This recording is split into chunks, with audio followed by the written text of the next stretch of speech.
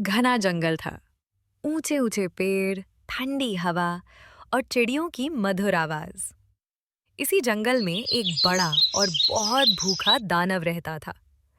उसे दिन रात बस खाना ही खाना था, लेकिन जंगल के जानवर उससे डरते थे। एक दिन दानव को कई दिनों से खाना नहीं मिला। वो गुस्से में जंगल में घूमने लगा। उसी जंगल के एक पेड़ पर तीन चिड़िया रहती थीं, एक तोता, एक कौवा और एक गौरैया। दानव की नजर उन पर पड़ी। ओहो, आज तो पेट भर खाना मिल ही गया। छोटी छोटी चिड़ियां एक एक करके खा जाऊंगा।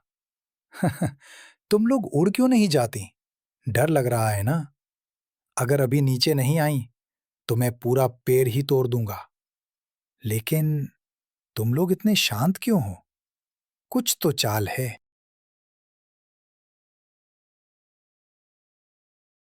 दानव भाई, हम बहुत छोटी हैं। हमें खाकर तुम्हारा पेट नहीं भरेगा। तोता के इतना कहने के बाद गौरैया भी कहती है।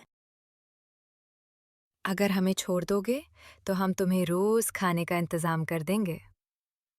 जब गौरैया कहकर चुप हो जाती है तो कौवा भी बोल पड़ता है। गुस्से से कुछ नहीं मिलता, समझदारी से सब मिलता है। गौरैया और कौवा के कहने के बाद तोता कहता है, जंगल में कई फलदार पेड़ हैं, मधुमक्खियों का शहद है। हम तुम्हें सब दिखा सकते हैं। दानव पहली बार इचतेन शांत हुआ।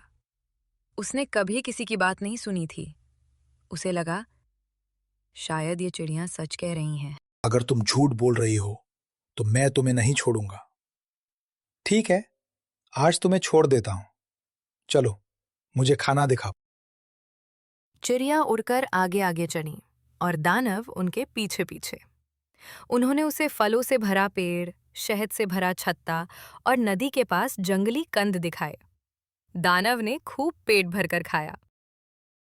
और गौरैया कहती है, देखा दानव भाई, मिलजुल कर रहने से सबको फायदा होता है। गौरैया के इतना कहने के बाद कौवा बोलता है। आज से तुम हमारे दोस्त हो। गौरैया और कौवा के कहने के बाद तोता कहता है, अब जंगल में डर नहीं, सिर्फ दोस्ती रहेगी।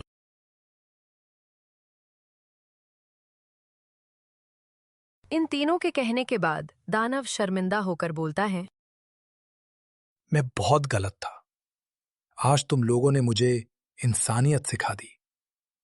अब मैं किसी को नुकसान नहीं पहुंचाऊंगा। उस दिन के बाद दानव जंगल का रक्षक बन गया और चिड़िया उसकी सबसे अच्छी दोस्त। सीख: गुस्से से नहीं, समझदारी और दोस्ती से हर समस्या हल होती है।